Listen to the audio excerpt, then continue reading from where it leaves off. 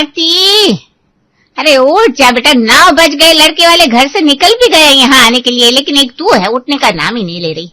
आप ही बोलो ना इसे कुछ। अरे क्यों परेशान कर रही हो उसे, सोने दो ना। आपके लाड़ प्यार की वजह से ना ये एक नहीं सुनती। अरे कुछ देर में लड़के वाले आ रहे हैं। आने दो ना माँ, लड़के वालों को आ जाएंगे तो उठ जाऊंगी मैं, और रोज थोड़ी ना छुट्टी मिलती है, एक दिन छुट्टी लिए तो सोने दो ना। अरे तो सोने के लिए पूरा दिन पड़ा है, लड़के वालों के जाने के बाद आराम से रात तक सोना। लेकिन अभी उठ जा और जाके तैयार हो। उठ जा बेटा, वरना तेरी माँ रुकेगी नहीं। हाँ नहीं रुकूंगी, क्योंकि मैं हर काम सीरियसली करती हूँ। आप लोगों की तरह नहीं हो जो हर चीज को हल्के में ले लूं। लो उठ गई बाबा, हो जाती हूँ तैयार, अब खुश। पहले तैयार हो जा, फिर खुश होंगे ना। अपनी माँ के कहने पर साक्षी उठ के तैयार हो जाती है। उतनी देर में लड़के वाले भी आ जाते हैं। साक्षी किचन में ही होती है। आरती और संजय लड़के वालों का स्वागत करते हैं। आइए आइए, हम लोग आप ही का इंतजार कर रहे थे। धूप बहुत है, दिक्कत हुई होगी ना आने में। अरे पूछे मत, धूप तो इतनी है, पता नहीं जून जुलाई में क्या हाल होगा। अगर एसी ना हो तो काम ही ना चले, इसीलिए हमने पहले से एसी का टेम्परेचर कम रखा कि आप लोग आए तो कोई दिक्कत ही ना हो। तो फिर बहू कहाँ है हमारी, उसे भी बुलाइए, दिख नहीं रही। अरे क्यों नहीं, अभी बुला के लाती हूँ। आरती किचन में जाती है और साक्षी को अपने साथ लेकर आती है। आओ बेटा, बहुत सुंदर लग रही हो। थैंक यू आंटी जी। वैसे रश्मि जी बुरा न माने तो एक बात पूछूं? हाँ हाँ क्यों नहीं आरती जी, अब तो हम समधी बनने वाले हैं, अब तो आप कुछ भी पूछ सकती है। वो साक्षी की जॉब का तो पता होगा ना आपको? अरे हाँ आरती जी, हमें पता है, आप बेफिक्र रहिए। हमारी बेटी ज्योति भी तो अपने ससुराल में जॉब करती है, मुझे कोई दिक्कत नहीं है। बल्कि मैं तो साक्षी को सुबह का डब्बा उसके हाथ में देकर भेजूंगी। अरे वाह रश्मि जी, आपकी जैसी सास हर किसी को मिले। हमारी साक्षी की तो भाग्य खुल गया। अरे आरती जी आप बेफिक्र रहिए, आपकी बेटी खुश रहेगी हमारे घर। आप लोगों का बहुत बहुत धन्यवाद। आप लोगों को पता नहीं है, लेकिन आपने हमारी बहुत बड़ी दुविधा दूर कर दी। अब तो खुश है ना साक्षी बेटा? जी पापा। तो अब रिश्ता पक्का समझे? अरे हाँ हाँ बिल्कुल। तो ठीक है, फिर पंडित जी से बात करके शादी का मुहूर्त फिक्स कराते हैं। बिल्कुल, चलिए फिर इजाजत दीजिए हमें, हम चलते हैं। अरे इतनी जल्दी? खा पी के आराम से जाइए ना। अरे आरती जी, दरअसल बगल में ही हमारे एक रिश्तेदार रहते हैं, तो उनसे भी मिलना है, इसलिए अभी निकलना पड़ेगा। बाकी अब तो हम समधन बन गए हैं, तो फिर कभी आ जाएंगे। अच्छा चलिए ठीक है फिर। इतना कह के रश्मि और अनिल निकल जाते हैं। कुछ समय बीतता है और साक्षी की शादी मोहित से हो जाती है। अरे साक्षी बेटा, तुम अभी तक जाग रही हो, सोई नहीं? कल से तुम्हें ऑफिस ज्वाइन करना है, जाओ टाइम से सो जाओ, वरना जल्दी उठ नहीं पाओगी। जी मम्मी जी, बस जा ही रही हूँ, सोचा किचन का थोड़ा सा ही काम बचा है तो निपटा लूं। अरे ठीक है, थोड़ा बहुत बच जाएगा तो सुबह मैं निपटा लूंगी। जा अब जाके आराम कर, वरना अगर कल लेट हो गई ना तो बॉस छोड़ेगी नहीं तुझे। जी मम्मी जी, जाती हूँ। इतना बोल के साक्षी अपने कमरे में जाने लगती है। सासू माँ कितनी अच्छी है, मेरा कितना ध्यान रखती है।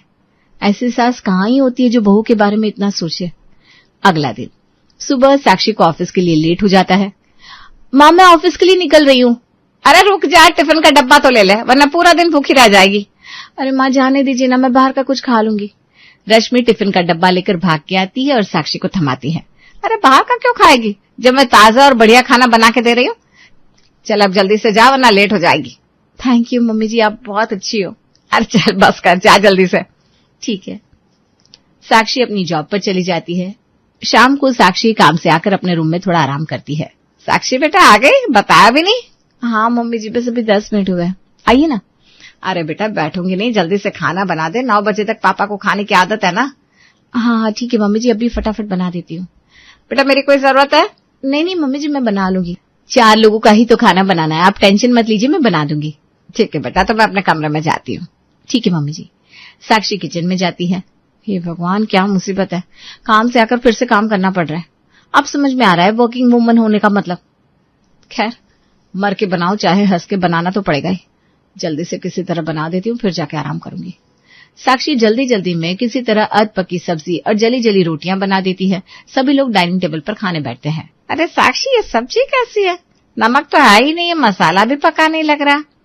हाँ मम्मी जी, वो जल्दी जल्दी में थोड़ा इधर उधर हो गया होगा। और बेटा रोटियां भी एकदम कड़ी और जली जली है।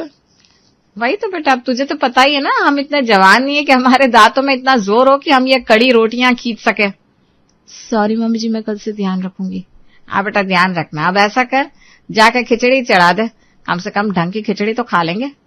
खिचड़ी बनाओ अभी? अब बेटा भूखे तो सोएंगे नहीं, कुछ ना कुछ तो खाना पड़ेगा, और ये रोटियां तो खा ही नहीं जा रही। अच्छा ठीक है, फिर मैं खिचड़ी बना देती हूँ। आप बेटा जल्दी से बना ले, तब तक हम लोग बैठे हैं। जी मम्मी जी। साक्षी किचन में खिचड़ी बनाने जाती है। ये क्या, मैंने सोचा था जल्दी जल्दी करके आराम करूंगी, यहाँ तो दूसरा टास्क मिल गया। हे भगवान, ये कैसी परीक्षा है तेरी, थोड़ा तो आराम दे दे। वैसे जल्दी कर साक्षी, उसके बाद आराम से आराम करना। साक्षी खिचड़ी बनाकर ले आती है, सभी खिचड़ी खाने बैठते हैं। लीजिए मम्मी जी, खिचड़ी बन गई, गरम गरम है, अभी परोस दूं? हाँ बेटा जल्दी से दे, सच में बहुत भूख लगी है। देखो बेटा, अगर ये खिचड़ी ठीक बन गई ना तो आज की रात बच जाएगी। जी पापा जी, कोशिश तो पूरी की है। चलो अब चख के देखते हैं। हाँ ये दे दो इधर। अच्छा है, बिल्कुल हल्की और ठीक बनी है, कम से कम ये तो आराम से खाई जा रही है। हाँ अब बात बनी, पेट को भी आराम मिलेगा और खाने में भी दिक्कत नहीं हो रही। देखा बेटा, जब आराम से बनाती है ना तो अच्छा ही बनता है। जी मम्मी जी, आज वो थोड़ी जल्दी थी ना, इसलिए गड़बड़ हो गई। कोई बात नहीं बेटा, हो जाता है। अब ये खिचड़ी खा के अच्छा लग रहा है। आप चैन से नींद आएगी, वरना आज तो भूखे ही पेट सोना पड़ता।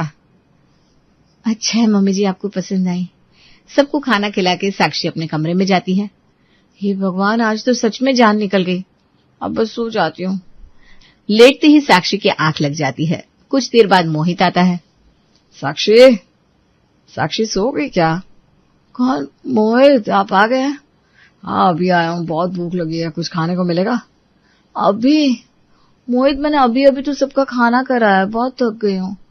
अरे यार मुझे क्या पता था तुम सो जाओगी, ऑफिस से सीधा आ रहा हूँ, कुछ खाया भी नहीं है। अच्छा ठीक है, आप बैठो, मैं देखती हूँ। हाँ जल्दी से देखो, बहुत जोर की भूख लगी है।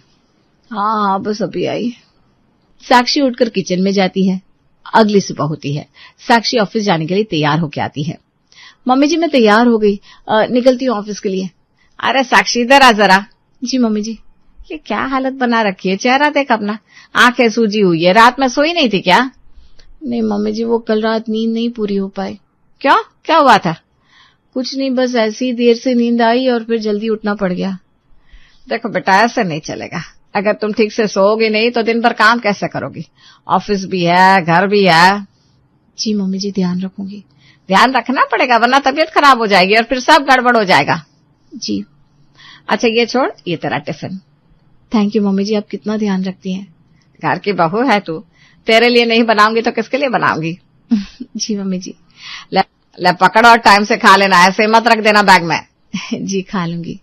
साक्षी ऑफिस चली जाती है, लेकिन ऑफिस में भी साक्षी काम नहीं कर पाती। साक्षी, साक्षी क्या हुआ? अब क्या? हाँ, सो रही थी क्या? नहीं नहीं, बस ऐसे ही थोड़ी आंख लग गई थी। ये ऑफिस है, घर नहीं, यहाँ सोने के पैसे नहीं मिलते। हाँ पता है, बस नींद पूरी नहीं हुई ना कल, इसलिए। फिर भी यार थोड़ा संभाल के, बॉस से देख लिया ना तो सीधा सुनाएंगे। हाँ हाँ, ट्राई कर रही हूँ। चलिए फाइल देख ले, सुबह से पड़ी है तेरे पास। हाँ लाओ, अभी करती हूँ। और पानी पी ले, थोड़ा फ्रेश लगेगा। हाँ ये तुमने सही याद दिलाया। और रात को सोया कर टाइम से, ऐसे चलेगा तो मुश्किल हो जाएगी। कोशिश करूंगी। कोशिश नहीं, करना पड़ेगा। हाँ ठीक है, अब काम कर लूं? सही है। नींद ही पूरी नहीं होती, कैसे होगा सब? कुछ कहा? नहीं कुछ नहीं। अच्छा काम पर ध्यान दो।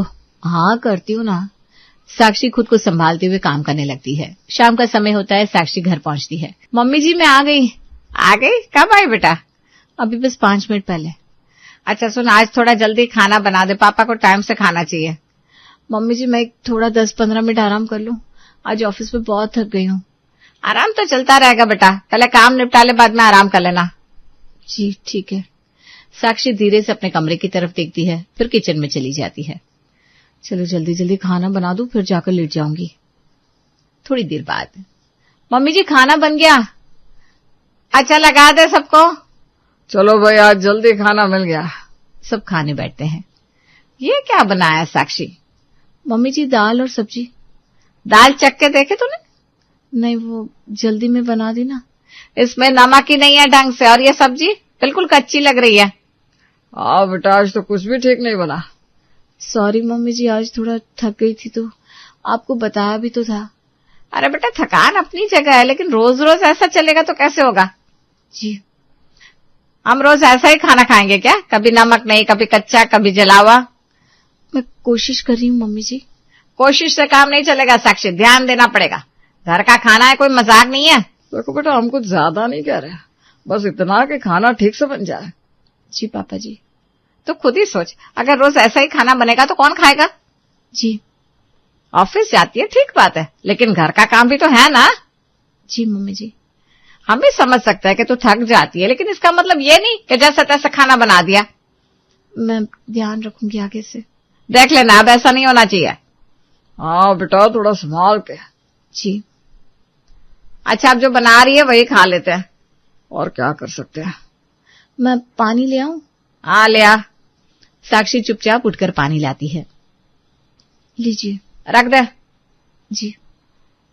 बेटा तू भी खा ले। जी। साक्षी बिना कुछ बोले खाना खाने लगती है। बस ध्यान रखना आगे से। जी मम्मी जी। साक्षी चुप रहती है और धीरे धीरे खाना खत्म करती है। अब हर दिन ऐसा ही होने लगा था। शाम को साक्षी ऑफिस से आने के बाद बहुत थक जाती थी और उसी थकान में उसे काम करना पड़ता था। अगले दिन शाम को मेहमान आए हुए थे, इसलिए साक्षी रश्मि के साथ किचन में थकान के साथ काम करवा रही थी। साक्षी जल्दी कर बेटा, मेहमान बैठे हैं, खाना टाइम से तैयार होना चाहिए। जी मम्मी जी, बना रही हूँ। ये मसाला अच्छे से भुनना, कच्चा नहीं रहना चाहिए। जी। और रोटी का आटा भी लगा ले, बाद में भाग दौड़ होगी। जी मम्मी जी। थोड़ी देर तक साक्षी काम करती है। मम्मी जी बिजी है, 5 मिनट के लिए कमरे में जाकर आराम कर लेती हूँ, बहुत थक गई हूँ। साक्षी कमरे में चली जाती है। किचन में गैस पर रखा मसाला जलने लगता है। अरे ये क्या? साक्षी, साक्षी! साक्षी दौड़ कर आती है। जी मम्मी जी। ये तक क्या हाल कर दिया तूने, मसाले का पूरा जल गया है। वो मम्मी जी, मैं बस 5 मिनट के लिए गई थी। 5 मिनट में यह हालत हो गई, जरा से भी जिम्मेदारी नहीं है तुझमें। सॉरी मम्मी जी, ध्यान नहीं रहा। ध्यान नहीं रहा? घर में मेहमान बैठे हैं और तुझे आराम करना है। मम्मी जी मैं बस थोड़ा सा। बस बस, हर बार यही बहाना, कभी थक गई, कभी नींद पूरी नहीं हुई। आखिर कब सीखेगी तू? मैं सुबह तेरा कितना ख्याल रखती हूँ, नाश्ता बनाती हूँ, खाना बनाती हूँ, तेरा टिफिन तैयार करके हाथ में देती हूँ, और तुझसे शाम का एक टाइम का खाना भी ढंग से नहीं बनता। रोज कोई ना कोई गड़बड़, कभी नमक नहीं, कभी जला हुआ, कभी कच्चा। आखिर कब तक चलेगा ये सब? इतनी भी जिम्मेदारी नहीं उठा सकती तो कैसे चलेगा ये घर? बस कीजिए मम्मी जी। क्या गलत क्या काम है ना? मत कीजिए मुझ पे एहसान मम्मी जी। क्या मतलब? मैं खुद बना लूंगी नाश्ता, खाना और अपना टिफिन भी। मैं वो नहीं कह रही हूँ साक्षी। नहीं मम्मी जी, मैं समझ गई। अब आपको सुबह कुछ भी करने की जरूरत नहीं है, इतना सब। ये क्या तरीका है बात करने का? जो सच है वही बोल रही हूँ, मैं संभाल लूंगी सब। साक्षी मुड़कर वहां से चली जाती है। देख रही हूँ अब जवाब भी देने लगी है। रश्मि जले हुए मसाले को देखती है और गुस्से में खड़ी रहती है। अगले दिन सुबह साक्षी उठ के किचन में आती है। चलो साक्षी, आज सब खुद ही करना है। पहले नाश्ता, फिर खाना, टाइम से सब हो जाना चाहिए। थोड़ी देर बाद हो गया, अब बस टिफिन पैक कर देती हूँ। तभी रश्मि उठकर बाहर आती है। अरे साक्षी, तू इतने सुबह? जी मम्मी जी, आज थोड़ा जल्दी उठ गई थी ना। ये सब तूने बनाया? जी। अच्छा। हाँ, और मैं निकल रही हूँ ऑफिस के लिए, आप लोग भी खा लीजिएगा। अच्छा ठीक है। साक्षी ऑफिस के लिए निकल जाती है। रश्मि और अनिल नाश्ता करने बैठते हैं। वाह, आज खाना कितना बढ़िया बनाया। लग ही नहीं रहा कि उसने बनाया। वही तो, जो भी हो, लेकिन बढ़िया काम किया है। कल खामखा चिल्ला दी थी उसके ऊपर, अब पछतावा हो रहा है। चलो कोई ना, शाम को बात कर लेना। हाँ करती हूँ। शाम को साक्षी ऑफिस से घर आती है। मम्मी जी मैं आ गई। आ गई बेटा? बैठ जरा। कैसी रही आज की ड्यूटी? ठीक थी मम्मी जी, बस थोड़ा थक गई हूँ। थकान तो हो गई है, लेकिन एक बात बताऊं? जी। आज सुबह का खाना सच में बहुत बढ़िया था। सच में? आपको पसंद आया? अरे बहुत ज्यादा। ऐसा लगा ही नहीं कि जल्दी में बनाया, सब कुछ एकदम सही था। अच्छा लगा सुन के मम्मी जी। सच बताऊं, आज थोड़ा सुकून मिला। और मिलना भी चाहिए, मेहनत करती है तू। मम्मी जी एक बात बोलूं, अगर आप बुरा न माने तो? अरे पगली, अभी तो ना सोचा मत कर, बोल। मम्मी जी अगर आप कहे तो सुबह का नाश्ता और खाना मैं संभाल लिया करूंगी, आप शाम का देख लेंगी क्या? ऐसा क्यों सोच रही है? मम्मी जी सुबह मैं फ्रेश रहती हूँ, नींद पूरी होती है तो काम अच्छे से हो जाता है। लेकिन शाम को ऑफिस से लौटते ही शरीर जवाब दे देता है, दिमाग भी काम नहीं करता, इसलिए गड़बड़ हो जाती है। अच्छा, मैं चाहती हूँ कि काम सही से हो, बस इसलिए कहा।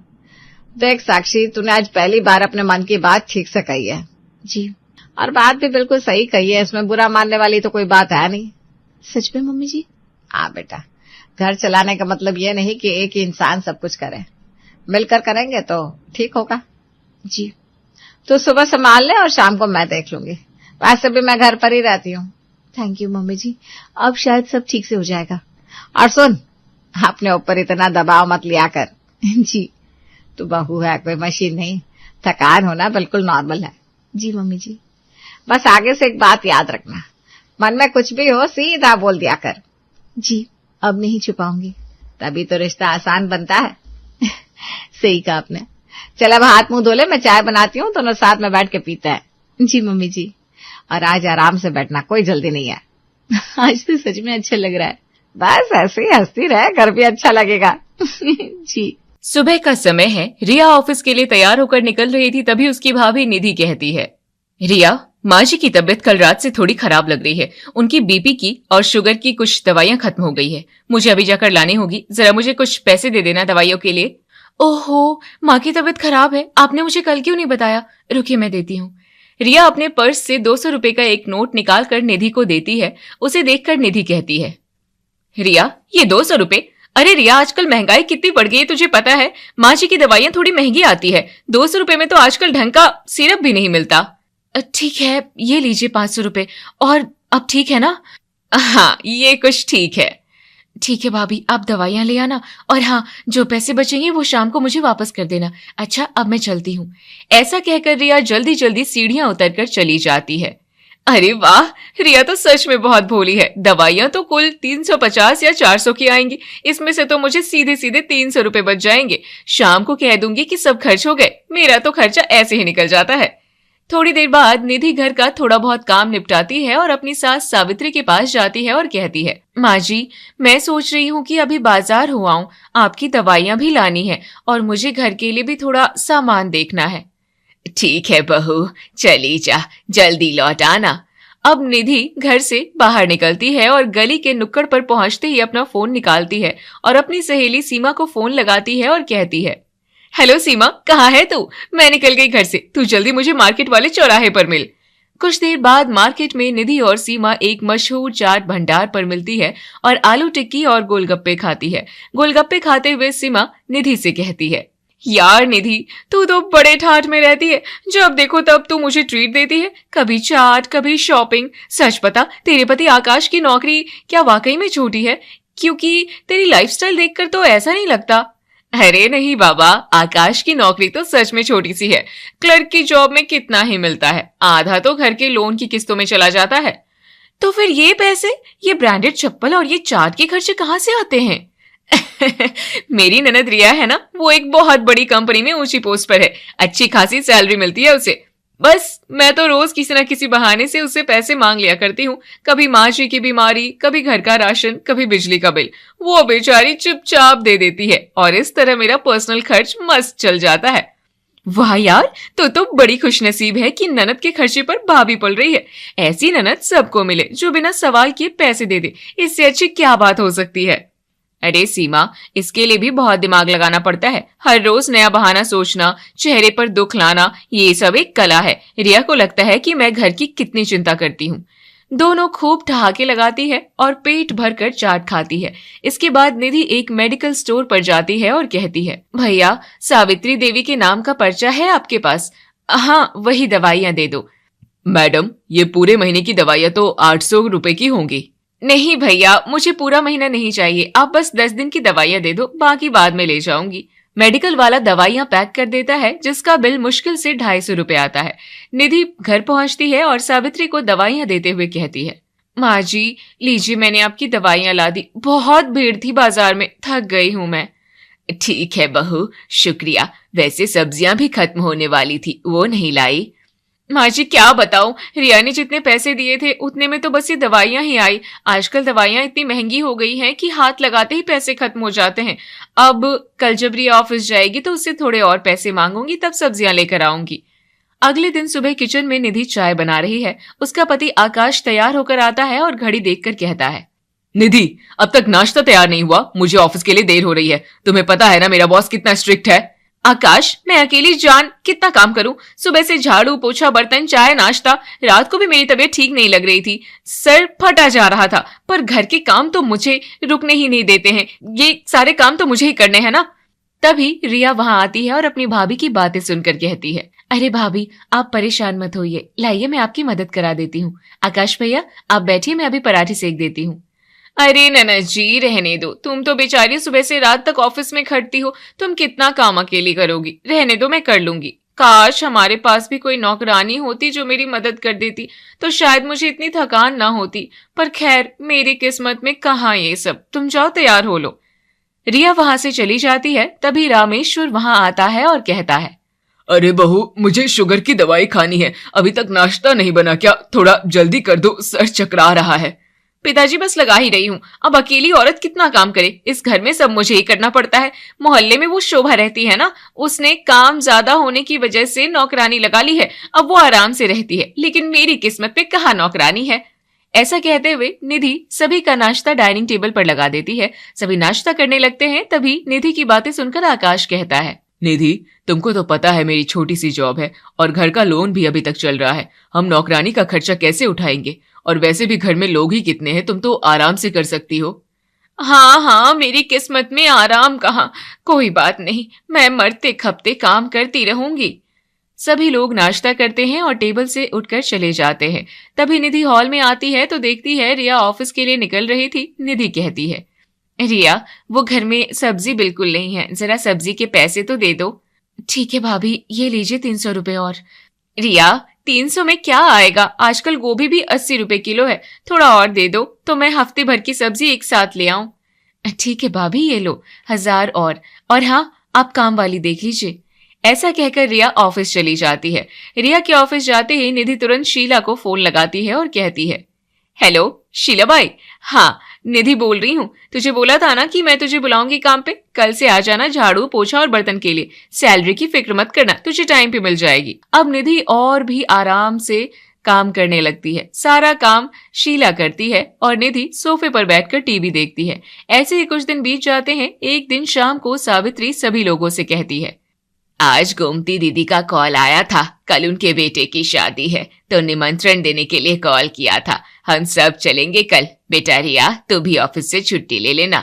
सावित्री की बात सुनकर निधि कहती है, माँ जी आप लोग चले जाना, मेरे पास तो सब पुराने कपड़े हैं, कुछ भी नया नहीं है पहनने को। मैं ऐसी बड़ी शादी में पुराने फटे कपड़े पहनकर कैसे जाऊंगी, सब मेरा मजाक उड़ाएंगे, रहने दो, मैं घर पर ही ठीक हूँ। क्यों नहीं जाएगी बहू, पिछले महीने ही तो तूने वो नीली साड़ी ली थी, वो पहन लेना। माँ जी वो पुरानी हो गई, अब मैं घर की बहू हूँ, अच्छी नहीं लगूंगी ऐसे, आप लोग होकर आइए। निधि मुंह बनाकर कमरे में चली जाती है। सावित्री रिया को बुलाती है। अब रिया निधि के कमरे में जाती है और 2000 रुपए देकर कहती है, भाभी ये लीजिए 2000 रुपए, आप अपने लिए शादी के लिए कोई अच्छी सी साड़ी या सूट ले आना। 2000 रुपए? रिया, आजकल 2000 रुपए में तो सिर्फ पेटीकोट और ब्लाउज ही सिलते हैं, अच्छी साड़ी तो कम से कम 4-5 हजार की आती है, ऊपर से मुझे मैचिंग चप्पल और मेकअप का सामान भी लेना होगा। ठीक है भाभी, ये 3000 और रख लीजिए, कुल 5000 हो गए, अब तो खुश है ना? हाँ रिया, अब मैं कुछ ढंग का ले पाऊंगी तो कितनी अच्छी है। थोड़ी देर बाद निधि आकाश के साथ बाजार जाती है और अपने लिए महंगी सैंडल और मेकअप किट खरीदती है। फिर आकाश कहता है, निधि, रिया ने तुम्हें इतने पैसे दिए हैं, उसने अपने लिए कुछ तो लिया नहीं। ऐसा करते हैं, रिया के लिए भी एक अच्छा सा सूट ले लेते हैं। अरे आकाश, उसके पास तो अलमारी भरी पड़ी है सूटों से, क्या करेगी वो और खरीद कर? और फिर हमें क्या पता उसे क्या पसंद आएगा, वो खुद अपनी पसंद से ले लेगी, तुम फालतू में पैसे बर्बाद मत करो। ऐसा कहकर निधि बात को टाल देती है और घर आ जाती है। अगले दिन शाम को पूरा परिवार शादी में जाता है। रिया ने साधारण से पुराने कपड़े पहने हैं, जबकि निधि बिल्कुल टिप टॉप बनकर तैयार हुई है। शादी में रिया को उसकी पुरानी सहेली शिल्पा मिलती है और वो खुश होते हुए कहती है, रिया कैसी है तू? स्कूल के बाद तो हम मिले ही नहीं, तो तू बिल्कुल नहीं बदली, सुना है तेरी बहुत अच्छी जॉब लग गई है। हाँ शिल्पा, मैं एक प्राइवेट फर्म में सीनियर मैनेजर हूँ, तू बता तू क्या कर रही है? तभी शिल्पा रिया और निधि दोनों को ध्यान से देखती है और फिर रिया के कान में धीरे से कहती है, अरे तेरी भाभी तो बड़ी टिप टॉप लग रही है, इनके पति क्या गवर्नमेंट जॉब में है जो इतना खर्चा करते हैं? नहीं, आकाश भैया भी प्राइवेट जॉब में ही है। अच्छा चल अपना नंबर दे, फिर मिलते हैं और बातें करेंगे। ऐसा कहकर शिल्पा रिया का नंबर लेकर चली जाती है। शादी के कुछ दिन बाद रिया और शिल्पा एक आइसक्रीम पार्लर में मिलते हैं। शिल्पा आइसक्रीम खाते हुए कहती है, रिया बुरा मत मानना, पर मुझे उस दिन शादी में कुछ अजीब लगा। तेरी सैलरी इतनी अच्छी है, फिर भी तू इतने सादे कपड़ों में थी और तेरी भाभी जैसे कोई महारानी लग रही थी। क्या चक्कर है? यार शिल्पा, घर के खर्चे बहुत हैं, माँ की दवाइयाँ, घर का राशन, काम वाली की सैलरी, भाभी बेचारी ये सब मैनेज करती हैं, तो मुझे उन्हें पैसे देने पड़ते हैं। रिया तू बहुत भोली है, मुझे तो ऐसा लगता है कि तेरी भाभी चालाकी करके तुझसे पैसे ऐंठ रही है। तो कभी नोटिस करना कि वो जो खर्चे बताती है क्या वाकई में उतने होते हैं। नहीं यार शिल्पा, ऐसा नहीं है, वो घर का बहुत ख्याल रखती है। मेरी बात मान, एक बार चुपके से चेक कर, तुझे खुद पता चल जाएगा। ठीक है, मैं ध्यान दूंगी। शाम को रिया घर आती है और उसके दिमाग में शिल्पा की बातें घूमने लगती है। वो चुपके से कूड़ेदान में पड़ी दवाइयों के रैपर देखती है और उन पर लिखे दाम पढ़ती है। फिर सोचती है, ये दवाइयां तो सिर्फ 250 रुपए की हैं। भाभी ने तो मुझसे 700 लिए थे और कहा था कि दवाइयां बहुत महंगी है। तभी शीला बर्तन धोने के लिए आती है। रिया उससे कहती है, शीला बाई जरा रुकिए, मुझे आपसे कुछ पूछना था। मेरी एक सहेली है, उसे भी अपने घर के लिए काम वाली बाई चाहिए। आप झाड़ू पोछा और बर्तन का कितना लेती हैं? दीदी मैं तो एक घर का 1500 रुपए लेती हूँ, अगर घर बड़ा हो तो थोड़ा ज्यादा, पर आपके यहाँ तो 1500 ही तय हुआ है। 1500? पर भाभी ने तो मुझसे कहा था कि आप 3000 लेती हैं। नहीं दीदी, मुझे तो सिर्फ 1500 ही मिलते हैं। रिया का शक अब यकीन में बदल चुका। वो गुस्से में तमतमा रही थी। वो शाम को शिल्पा को फोन करती है और सारी बात बताती है। ये सुनकर शिल्पा कहती है, देख रिया, मैंने कहा था ना कि तेरी भाभी तेरे से पैसे ऐंठ रही है और उस पे ऐश कर रही है। अब मेरी बात मान, जैसा मैं कहती हूँ वैसा कर। ठीक है शिल्पा, मैं तैयार हूँ। उसे अपनी गलती का एहसास होना बहुत जरूरी है। अगले दिन सुबह सभी लोग नाश्ता कर रहे थे, तभी रिया कहती है, आज सुबह ही ऑफिस से ईमेल आया है, कंपनी में छटनी चल रही है और उन्होंने मुझे नौकरी से निकाल दिया है। मेरी जॉब चली गई भैया, अब मैं काम पर नहीं जा पाऊंगी। क्या रिया, ये तो क्या कह रही है? नौकरी छूट गई? ऐसे कैसे हो सकता है? तू तो इतनी ऊंची पोस्ट पर थी, अब घर का खर्चा कैसे चलेगा? भाभी मैं खुद बहुत परेशान हूँ। उन्होंने कहा है कि अगले कुछ महीनों तक मुझे कोई सैलरी नहीं मिलेगी। अब हमें सिर्फ भैया की तनख्वाह में ही गुजारा करना होगा। कोई बात नहीं रिया, तू चिंता मत कर, जब तक मैं हूं तुझे फिक्र करने की जरूरत नहीं है। हम थोड़ा हाथ खींच कर चलेंगे, पर सब ठीक हो जाएगा। आकाश तो सहानुभूति दिखा रहा था, लेकिन निधि के चेहरे पर हवाइयां उड़ रही थी। उसे अपनी किटी पार्टी, अपनी शॉपिंग और अपनी ऐशो आराम की जिंदगी खत्म होती दिख रही थी। अगले दिन से निधि को एक एक पैसे का हिसाब आकाश को देना पड़ रहा था। वो रसोई में खड़ी और आकाश उसे सब्जी के लिए पैसे दे रहा है। आकाश, ये सिर्फ 200 रुपए, इसमें क्या आएगा? माँ जी की दवाइयां भी लानी है और हफ्ते भर की सब्जी, कम से कम 1000 रुपए तो दो। निधि मेरे पास इतने ही हैं। रिया की जॉब जाने के बाद मुझे अपनी सेविंग्स बचानी पड़ रही है, तुम इसी में मैनेज करो। आकाश ऐसा कहकर चला जाता है। तब निधि मन ही मन सोचती है, हे भगवान, अब मुझे खुद बाजार जाकर मोल भाव करना पड़ेगा। पहले तो रिया से पैसे लेकर मैं मजे करती थी, अब तो असलियत सामने आ रही है। निधि बाजार जाती है। वो घर के लिए कम ही सब्जियां खरीदती है और फिर मेडिकल स्टोर जाती है और दवाइयां लेती है और अपने आप से कहती है, सिर्फ 180 रुपए? मैं तो रिया से 700-800 वसूल लेती थी। आज पता चल रहा है कि असलियत में खर्चा कितना कम है। मैंने कितना अनर्थ किया। घर पहुंचकर निधि सावित्री को दवाइयां देती है। तभी उसकी सहेली सीमा का कॉल आता है। सीमा कहती है, हेलो निधि, इस बार अपनी किटी पार्टी होटल रेडिसन में है। अब सब अपनी महंगी साड़ियां पहनकर आ रही है। तू भी अपनी वो नई वाली सिल्क साड़ी पहनना जो तूने रिया के पैसों से ली थी। ठीक है सीमा, मैं देखती हूँ। ऐसा कहकर निधि फोन रख देती है और आकाश के पास जाकर कहती है, आकाश, वो मेरी सहेलियों की किटी पार्टी है, जरा 2000 रुपए मिल सकते हैं क्या? मुझे थोड़ा सा तैयार होना था और वहाँ कंट्रीब्यूशन भी देना है। निधि तुम्हें समझ नहीं आता, घर में खाने के लाले पड़ रहे हैं। रिया की नौकरी चली गई है और तुम्हें किटी पार्टी की सूझ रही है। कोई पैसा नहीं मिलेगा, चुपचाप घर पर बैठो और घर का काम संभालो। वैसे भी कल से शीलाबाई नहीं आएगी, मैंने उन्हें मना कर दिया है क्योंकि हम उनकी सैलरी अफोर्ड नहीं कर सकते। क्या? काम वाली भी हटा दी? अब झाड़ू पोछा भी मुझे करना पड़ेगा? आकाश, तुम मेरे साथ ऐसा कैसे कर सकते हो? जैसे तुम रिया के साथ कर रही थी वैसे ही। इस तरह पूरा महीना बीत जाता है। निधि के हाथ बर्तन धो धोकर सख्त हो गए हैं। उसके चेहरे की चमक गायब हो गई है। एक दिन वो सब्जी लेने बाजार जा रही होती है कि उसकी नजर एक शोरूम में टंगी बेहद खूबसूरत साड़ी पर पड़ती है, जिसे देखकर वो मन ही मन सोचती है, वाह कितनी सुंदर साड़ी है। भैया, ये साड़ी कितने की है? मैडम, ये प्योर कांजीवरम है, डिस्काउंट के बाद 4500 की पड़ेगी। 4,500? मेरे पास तो 45 रुपए की भी फालतू नहीं है। काश मैंने रिया के दिए हुए पैसों की कद्र की होती और उन्हें ऐसे फालतू चाट और शॉपिंग में ना उड़ाया होता। आज मेरे पास बचत होती तो शायद ये दिन ना देखना पड़ता।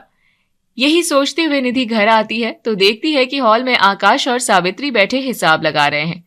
माँ, इस महीने निधि ने बहुत कम खर्चा किया है, फिर भी हमारी बचत 0 है। समझ नहीं आ रहा कि पहले घर कैसे चल जाता था जब रिया पैसे देती थी।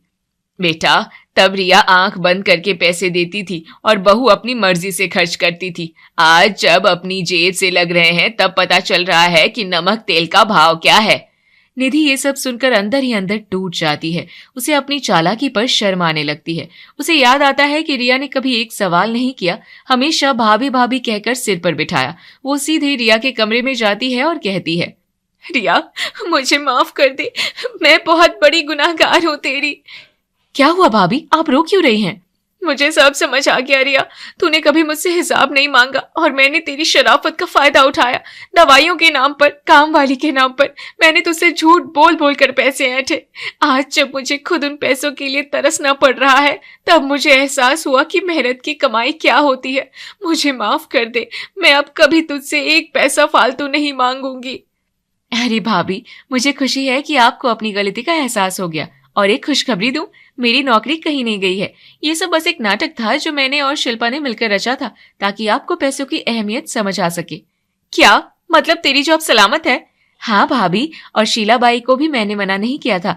वो बस 2 दिन की छुट्टी पर गई थी। भाभी, पैसा किसी का भी हो, मेहनत का होता है। अगर हम मिलकर चलेंगे तो घर में बरकत होगी, लेकिन अगर हम एक दूसरे को धोखा देंगे तो सब बिखर जाएगा। तू सही कह रही है रिया। आज से मैं कसम खाती हूँ कि इस घर की एक एक पाई का सही हिसाब रखूंगी। और हाँ, अब से मैं भी कुछ छोटा मोटा घर के काम शुरू करूंगी ताकि मैं भी योगदान दे सकूं, सिर्फ तेरे खर्चे पर ना पलूं। आकाश और सावित्री भी दरवाजे पर आकर ये सब सुन लेते हैं और मुस्कुराते हैं। घर में एक बार फिर शांति और ईमानदारी का माहौल बन जाता है।